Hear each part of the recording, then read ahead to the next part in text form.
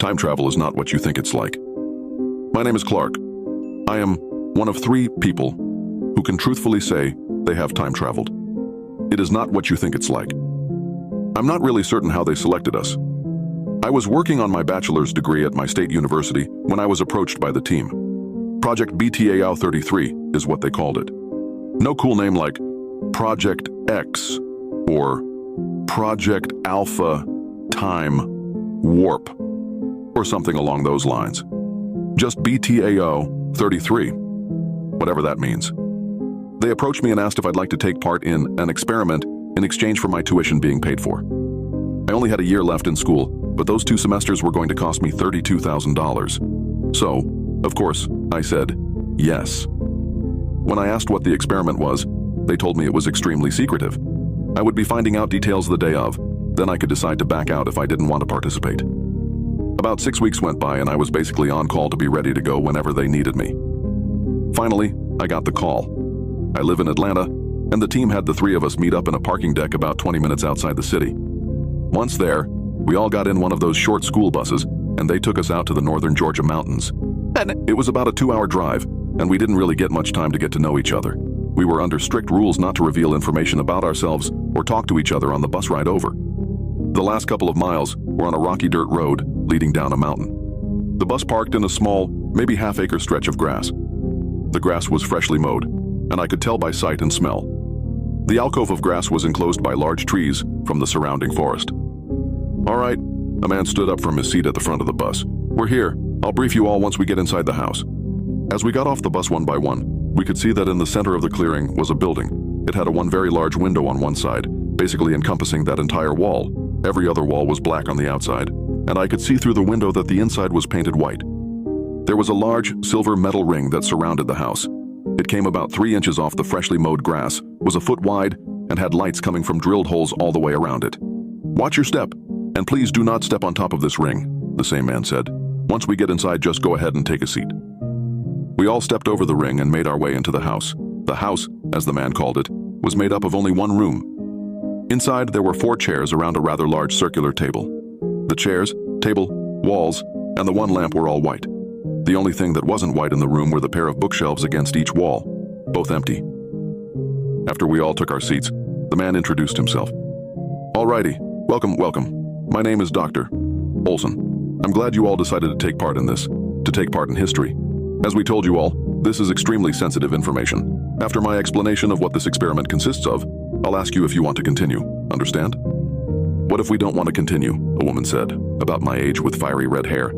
"Then we know this super secret information, right? And you're going to let us walk out of here?" The man gave a smile. He knew this would be asked. "Yes, you are free to leave here knowing what the experiment consists of. However, the university and I are confident of 3 things. 1, you won't want to leave. 2, the university's attorneys are rather powerful, and you already signed the NDAs. And 3, no one will believe you if you tell them." Silence filled the room.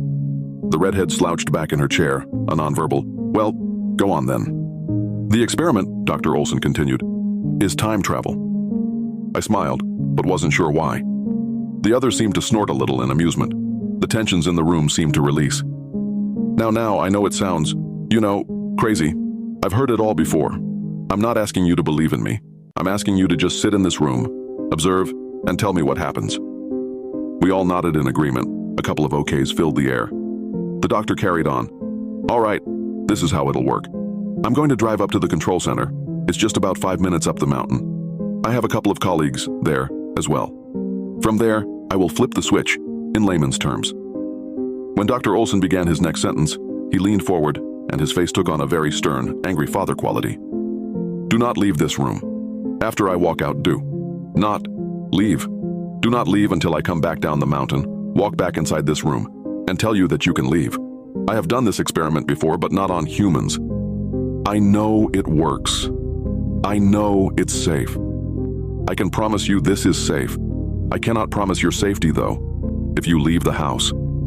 I remember the air shifting to an uneasy feel. Are you sure this is safe? What have you tested it on? What's it gonna feel like?" A scrawny blonde guy said, who couldn't have been older than 21. The doctor continued, "I know it is safe. No animal I have used has been affected by this. I've used rats and progressed up to dogs. No bruises, no cuts, no change in behavior. And to be honest with you all, I don't know what you should expect. I'm not sure if it feels like a tingle, a sting, a pinch, or anything else. This is the first human trial, which is why you need to pay attention to any sensation you feel. Wait, okay. If we are actually about to time travel, where or when are we traveling to? I asked. You will be launching 3 hours into the future. Once activated at the control site, this building will disappear. My team and I will be on standby for 3 hours. Then poof, the house is back with all of you in it. 3 hours into the future. A long silence followed. I'm skeptic of just about anything, but something about Dr. Olson's tone, his body language, the way he was explaining it, it was hard for me to doubt. He was dead serious. When it was clear there were no more questions, Doctor. Olson looked at his watch, stood up, and cleared his throat. Alrighty then. It's 1:22 p.m. right now, so by the time I make it to the control site, it should be just before 1:30. Warm-up only takes about 2 minutes, so we'll mark your projected arrival time at 4:30. Are there any other questions or concerns? No one spoke. Okay, I'll see you all in 3 hours. Or from your perspective, just a couple of minutes. The doctor winked, nodded, and closed the door behind him after adding, Safe travels. The three of us stood from our chairs as we watched the doctor drive off. Then we all turned to one another, the tension, yet again, easing. Well, he sure knows how to make an entrance and an exit, the redhead said. No kidding, the blonde kid answered. Well, nice to meet you, fellow time travelers. We all chuckled a bit, that nervous sort of laughter. My name's Ryan. I'm Clark, I replied back with a handshake to follow. Emma, she said with a smile that could make any man's or woman's head turn. We exchanged pleasantries, talked about our schooling and how we were selected. Emma was the first to ask what we were all thinking. So, what's the chance this is legit? Don't get me wrong, I would love to be the world's first-time traveler, but I feel like this is going to end in a dud, or we are just being pranked. Yeah, Ryan replied. When he was explaining everything, I thought it may be a prank. Like, this may be an actual experiment from the university, but it's an experiment to see if they can convince people they time traveled. That's meta, I quipped. Oh, guys, look. Emma was staring out the large window. The ring that surrounded the building was slowly getting brighter. It looked like 100 laser pointers slowly brightening, shining up into the overcast sky. Does this mean we are in the 2-minute warm-up? I said, already knowing the answer. I guess so, Emma started. God, my heart is racing. Mine too. Same. We all stood, perfectly still, watching those skinny beams of light growing brighter until it was nearly blinding. I turned to look at Emma. Her pupils were closing to the size of a pencil tip, maybe smaller. Her gaze, along with Ryan's, was locked on the beams. I could see their faces getting more illuminated each second that passed. Second after second, it just kept getting brighter, brighter and brighter and brighter, until it was like we were being engulfed by the sun. And in less than a second, it was dark. I chose my words carefully. Less than a second. It was not like turning off a light. It was not like shutting your eyes. It was faster. It was instant. I saw Emma's pupils quickly grow large as the absence of light from out the window met her retina. The inside of the house was still illuminated, thanks to one lamp in the main room. Outside the window was nothing. Not nighttime, not black, not pitch black. Nothing. It almost had a color to it, but one I cannot explain. It gave off no light. It was the color that a blind man sees. It was the color of our sleeping nights in between dreams. It was the color of death. It was nothing. We all kind of looked around after about a minute of silence, all staring out the same window into a void of absence. What the fuck is happening? Emma said in a shaky voice. I don't, I began. My heart stopped beating, Ryan said bluntly. I saw Emma raise 2 fingers to her neck. I didn't have to. I could feel it. It was one of the first things I noticed. When I was staring at Emma's pupils as the light reached its crescendo, my heart was racing. And as soon as the light disappeared, so did the rhythmic thumps of my heart. Fuck, what the fuck is happening? Emma began to panic. Wait, this is just a part of it, Ryan started. I'm really freaked out too, trust me. Obviously something is happening. If you believe the doctor, which I'm starting to, we may be, traveling through time. I actually agreed with him. Yeah, you're right. We just need to pay attention to this so we can explain later. Okay, heartbeat stopped, check. We're still alive, check. And that void, abyss thing, check. We turned to the window in unison. I don't like looking at it, Emma said. It's unnatural. It's, I don't know, not supposed to be. It's not black, but it has no light, I don't think. She wasn't wrong. I'm kind of glad I don't have a heartbeat right now because I think I'd have a heart attack, I joked. Anxious laughs filled the small space. We finally moved from our spots where we were staring out the window. It was a relief to move around the room, and I'm not sure why. We were quiet for a couple of minutes. Emma was sitting in a chair with her knees tucked up to her chest, occasionally checking her non-existent pulse or looking at her hands. Ryan leaned against the back wall staring out the window. I pulled up a chair next to Emma's and joined in her quiet atmosphere. Our peaceful still was broken with Ryan's words. Clark. Emma. There's something out there. We looked at him, then out the window. What do you mean? Emma asked. Out there. I can see things. Your mind is playing tricks on you. You know, like when you're in a pitch-black room, your mind will make you see lights and shapes and stuff, I said. No, he countered. It's there. Look out there. You can see, eh? I don't know how to describe it. Just look. Emma and I both turned our attention once again to the emptiness. It was still. It was quiet. It was unmoving. Abnormal. Yet it felt like it was meant to be there. Like it was at home, and we were its intruders. I don't see anything, Emma said. Me either. Ryan continued to stare out, unflinching. Emma and I stayed at the table, fiddling with our fingers and nervously finger-tapping. I'm not sure how much time had passed before the silence was broken. All I know is it felt like a long time, maybe an hour, maybe 2. Well, this is taking quite some time, isn't it? Emma said. Seriously, I feel like we've been in here for a couple of hours, I responded. No, Ryan said. Not even a second has passed. Emma and I glanced looks of confusion at each other. What did you mean? Not even a second has passed. He repeated. His gaze was still locked on the void. Time doesn't pass in here. When you look into it. You see, no time has passed. No time will pass. When you look into it, it all makes sense. Emma and I locked eyes once again, yet this time it was less confusion and more terror. I spoke up. Come on, man, stop messing with us. He did not reply. He did not blink. Days passed, I think. Emma and I sat and talked a lot. We did not grow hungry, tired, or thirsty. We did not have to use the bathroom. We came to a few realizations. One was that there was no temperature in the room. It was an absence of any heat or coolness. Air was non-existent. After roughly 12 hours, or so we estimated, our bodies began to not breathe automatically. We didn't need oxygen. The other realization was about that void. Ryan had been staring off into it for the entirety of our stay, save for the first couple of minutes. He has not moved. He has not blinked. Sometimes he mumbles something about time or the universe, but most of it is gibberish. Emma and I decided that maybe something is in there. We can't see it, but Ryan can, and it's driving him insane. We decided it's best not to look at it for too long. After weeks of being stuck in that room, Emma and I were growing increasingly restless. We started arguing about little things and eventually stopped talking altogether. Sometimes I would hear her sob, trying to be quiet. I spent a lot of my time crying as well. No tears could come out, though. Emma and I ignoring each other was halted one day after Ryan simply stated loud and clear, I'm going out. It was the first time Emma and I had even looked at each other in a couple days. It was the first Ryan has spoken coherent words in weeks. He did not look at us when he said it, and for some reason, neither of us protested. Maybe out of boredom, depression, or curiosity, we did not stop him. He walked over to the glass door and stood for a moment, never taking his eyes off the emptiness. He spoke to us, still facing the nothingness. I'm going to learn its secrets, its power. I will become a god, and it welcomes me. He opened the door. He reached his hand out into the void. It looked like an optical illusion. Exactly where the doorframe was, as soon as he broke through that plane, his hand disappeared. All I could see was his wrist, with nothing attached. He brought his arm back inside the room. His hand was missing. There was exposed bone, flesh, and tissue. But he did not bleed. He did not scream. He smiled. He then walked out into the void, looking like a ghost walking through a wall. Emma and I stared in horror. She ran over to me and we cried together for a while. She said 7 words to me, through thick sobs, that chilled me to the bone. The first real sensation I've had since coming here. Are we going to be here forever?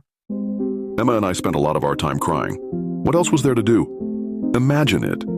You are stuck in a room with nothing to do but stack chairs or topple over empty bookcases in frustration. We tried to have sex. It was just another thing to do to pass the time. But with no blood pumping through our veins, It made things difficult. We played all of the name games, invisible tic-tac-toe, tongue twisters, etc. We can't exactly play I Spy because our options for colors are either white or void-esque. Sometimes we try and sleep to no avail. We just lie there, occasionally together and sometimes apart. Eyes closed, with no rhythmic rise and fall of our chests, no soft sound of a heartbeat, just utter silence. I didn't think I'd ever make it out. I'm not sure of the total time I spent in there. It was hard to tell, and grew more difficult as time went on. At first it was easy.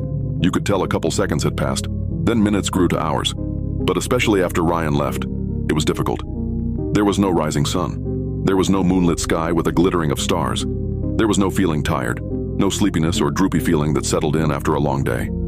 I felt as if my internal clock was reworking itself to be, well, broken. Emma and I were starting to really lose it, but not in the same way Ryan did. To curve our sad days, we'd play pretend like we were kids.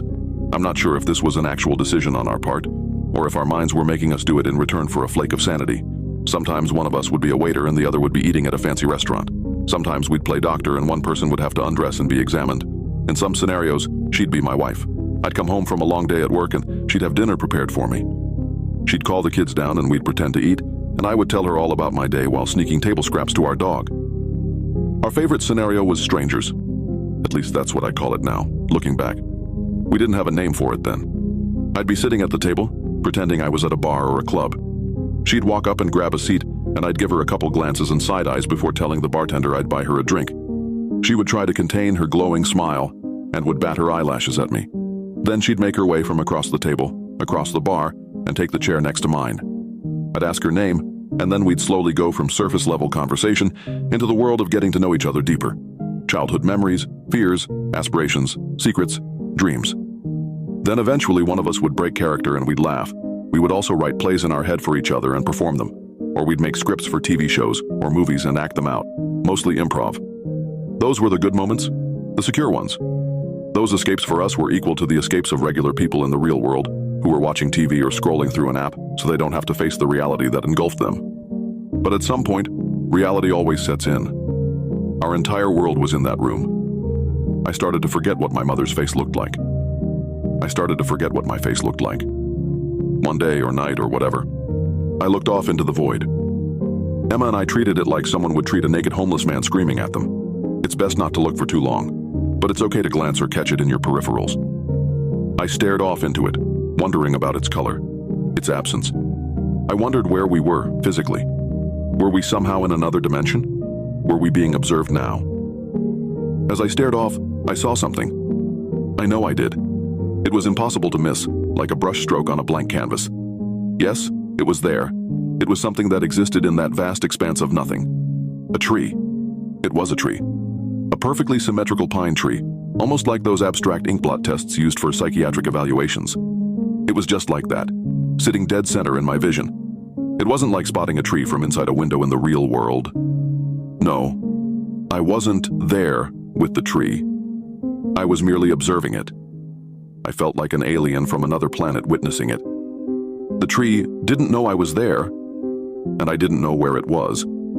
Suddenly, a strong and swift open palm made contact with my cheek, and I heard Emma yell, "Snap the fuck out of it, Clark, please!" Ah! My face stung, but the pain was dulled as I noticed she was crying. "Whoa, hey! Hey, what's wrong?" Oh God, you're really back, thank God," she said through quivering lips. "You were just staring out there for fucking days. I couldn't do anything to snap you out of it." Days? Yes. God, I would cover your eyes or shake you, but nothing was working, so... She kept talking, but her voice sounded like it was falling down a well, as my own thoughts took over my attention. Days? I looked outside for 10 seconds, 20 tops. There was no way days had gone by. I told her this. "What?" she said. "Are you fucking around? You stood there right there, still as a statue for so fucking long. I was screaming. I was shaking you. I was pleading with you. I swear I'm telling the truth." I grabbed her hands consolingly. "All I remember is seeing something out there. Then I don't know what happened." "What did you see?" Her crying had subsided a little, and her sadness was replaced with curiosity. "Hey, I think it was a tree." "A tree?" "Yeah, well, kind of. It had a motion to it. like it was growing. Not from the ground like a normal tree, but it was spreading, I guess. Like when you take the netting off of a Christmas tree and all the branches fall and the tree looks fuller. It was just like that, but constantly expanding like an optical illusion. She looked at me as if I just told her I had cancer, an expression of sympathy tangled with worry. She let out a heavy breath. I was so worried you were going to leave like he did. I hugged her and scratched the top of her head in an attempt to comfort her. Then she grabbed my neck and kissed me lightly. It wasn't the first time we'd kissed. We had plenty of times before. I don't know how it started. I can't even remember our first one. It was too long ago. But every so often we'd just look at each other and kiss. Was it a relationship or boredom? I knew everything about her, it seemed, but I don't know. I was stuck there with her. What else were we going to do? Would we have gotten along on the outside, in the real world? If this experiment worked, would we be together? I don't know. A lot of time passed since Emma slapped me to snap out of it. We were more quiet than usual, more thoughtful because of the events that had occurred. She brought it up first, interrupting our previous conversation. So hey, let's say we make it out of here, whether that be in 1,000,000 years or 1,000,000,000 or whatever.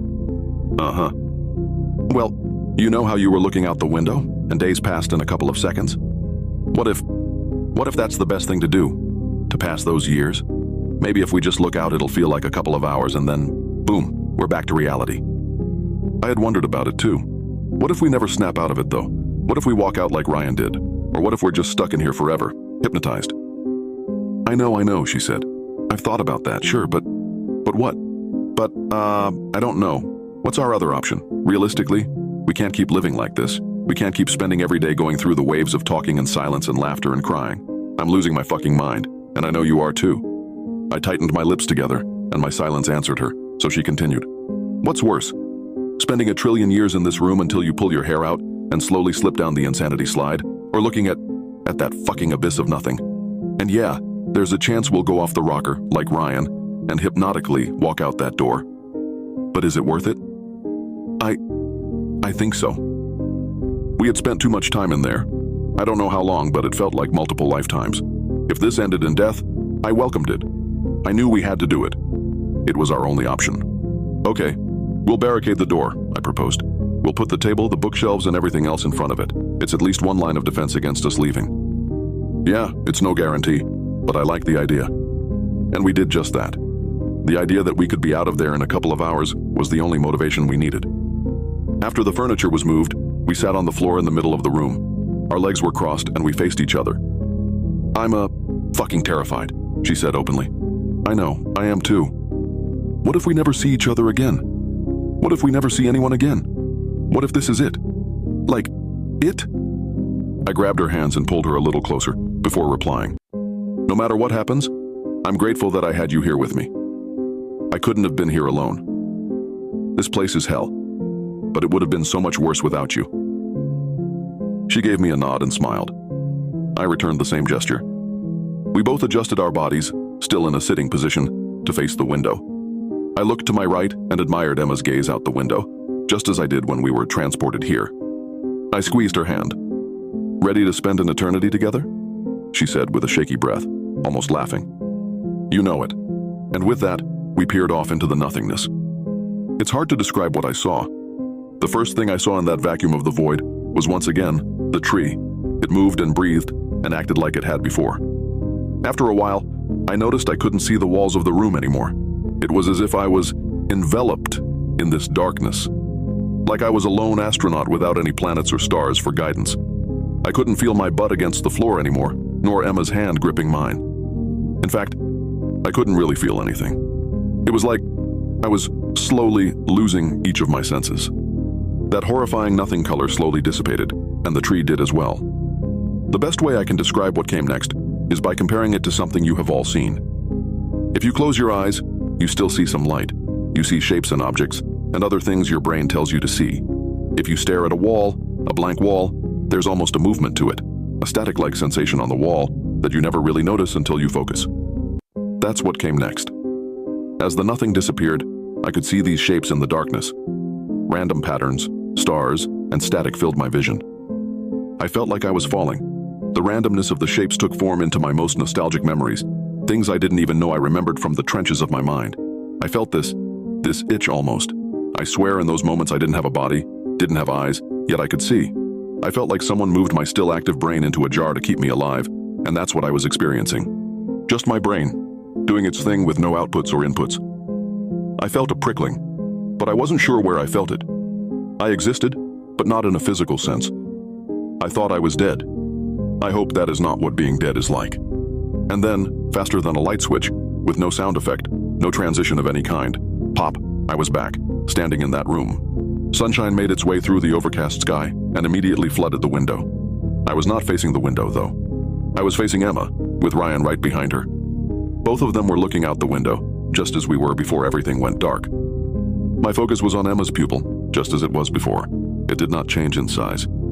Before I could begin to process what was happening, Ryan screamed louder than I thought physically possible. I jumped and started to back away, but Emma didn't even flinch. Ryan grabbed the lamp from the table, smashed it on the ground, picked up a large piece of glass, and pushed it through his chest and into his heart.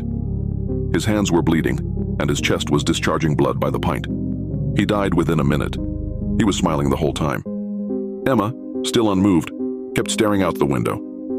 I was just trying to process my thoughts, which were abundant. Ryan stabbing himself was the least of my concern, to be honest with you. I backed up against the wall, opposite Ryan, and slumped until I hit the floor. I sat in a fetal position and was praying the doctor would come down the mountain. The experiment had worked, kind of. The room did disappear, and we reappeared exactly 3 hours into the future. Dr. Olson said he installed the window in case we could see lights or flashes. He did not know about the void. After Ryan's death, the university shut down Project BTAO 33 pretty quickly, but I doubt that was the last the world will see of it. Dr. Olson can only hear the events that took place from my perspective. Emma is in a catatonic state. She hasn't spoken a word or made a noise since returning. She's completely unresponsive. There is no sign of her getting better. I visited her once at the home she lives in now, and I'm never going back. She stares off at the walls the same way Ryan stared into the void. If there's a God out there, I just pray she isn't still there somehow, in that place. I hope her mind is free, or at peace. Why am I not catatonic? Why did I make it out okay? Did I see the same thing Ryan saw? I'm not sure. I try not to think about it. I have lived, subjectively, longer than anyone will ever have to experience. To suffer. I don't have the guts to kill myself, though I think about it often. I don't really care if I get in trouble with the law by sharing my story. It's therapeutic to share. And like Dr. Olson said from the beginning, no one will believe me anyway. Day-to-day life doesn't bother me. I don't mind interacting with people. I like eating food again or taking a nice hot shower. I like knowing I can die, that I will die. It's not the waking moments that disturb me, no. It's when I sleep. My dreams are awful and are almost always of that place, that room. The doctor says it's because that room is where my brain thinks it has spent most of its life. He says they will lessen as my stimuli from the real world increases. But dreaming isn't the worst part about sleeping. It's every other moment between dreams. As I slip away into oblivion, so does my body, and so do my senses. My mind is still active, but I'm encompassed by that void, drowning in its emptiness. That color, that nothing, every night, it haunts me. I hope to God you never see it. Never realize it's there, because when you do, it won't go away.